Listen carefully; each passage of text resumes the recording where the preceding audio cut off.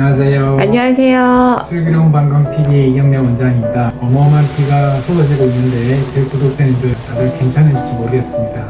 지난번에 건강한 방광에 대한 얘기를 했었죠. 어떤 게 건강한 방광이고 나의 건강한 방광, 나의 방광 나이는 어떻게 될까, 이런 주제로 얘기를 했는데, 그때 제가 그러면 구체적으로 건강한 방광을 만들기 위해서 어떤 걸 할 수 있을까, 어떤 훈련을 해야 될까, 이런 얘기는 다음 편에 이제 다루겠다고 얘기를 했는데, 오늘 그 두 번째, 실제적으로 건강한 방광을 만들기 위한 방법들에 대해서 알아보도록 하겠습니다. 제가 지금 얘기하는 방법들이 절대적인 거는 아니고, 또 실제로 사람에 따라 굉장히 차이가 많이 납니다. 구체적으로 들어가면 굉장히 다양하게 될 수 있고, 또 어떤 분들은 효과가 없을 수도 있고, 어떤 분들은 굉장히 효과가 좋을 수도 있지만은, 사실 여기서는 이제 병원에 오기 전에 내가 집에서 할 수 있는 훈련들에 대한 얘기이기 때문에 사람마다 차이가 난다 하더라도 전체적인 큰 숲을 본다는 의미에서 얘기를 들어주시면 될 것 같습니다. 제가 건강한 방광을 얘기할 때 방광의 기능을 얘기했었고,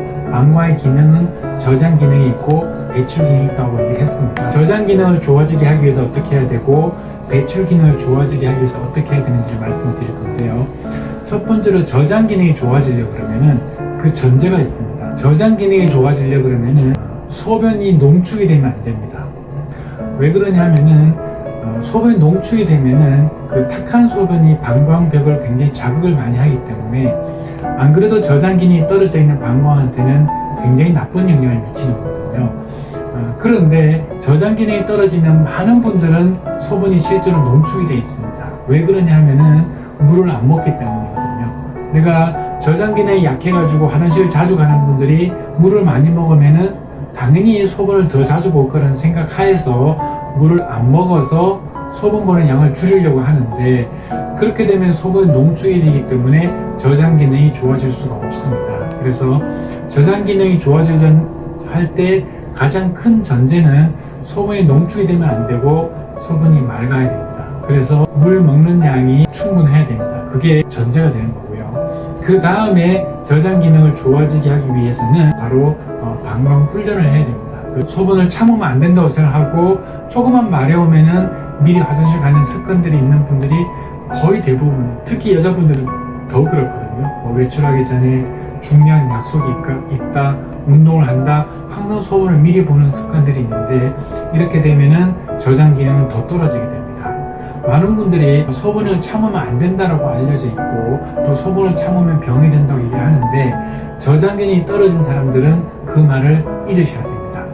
저장 기능이 떨어진 경우에는 내가 의도적으로 방광의 용적을 늘려줘야 되기 때문에, 소변이 마렵다고 하더라도 조금 더 참았다 가는 습관을 들여야만이 저장 기능이 좋아지게 됩니다. 아까도 말씀드렸지만은 충분한 물을 먹어서 소변이 농축되지 않도록 해야 되고, 내가 소변이 보고 싶다고 해서 바로바로 가서는 안 된다는 거죠. 그러면 내가 도대체 얼마나 참아야 되고 어느 정도로 봐야 되냐라고 이제 당연히 이제 궁금해 하실 건데, 체크하는 배뇨 컵이 따로 있거든요. 근데 집에서는 그게 힘드니까 커피컵, 스타벅스 같은 데 가면은 이제 톨 사이즈 커피컵 있죠. 그 톨 사이즈가 크기가 한 350ml 좀 됩니다. 톨 사이즈 커피를 드시고 그 컵을 버리지 마시고 집에 가지고 오셔가지고 집에서 소변을 볼 때 그 커피컵으로 한번 양을 재보시기 바랍니다. 톨 사이즈 커피컵이 가득 찼다 그러면은 적당한 거거든요. 잘 보시고 있는 거고, 충분한 저장 기능을 가지고 있는 거고, 그보다 양이 적다 그럼 제가 아까 얘기한 것처럼 소변을 좀 더 참아서 그 정도 양을 볼 수 있도록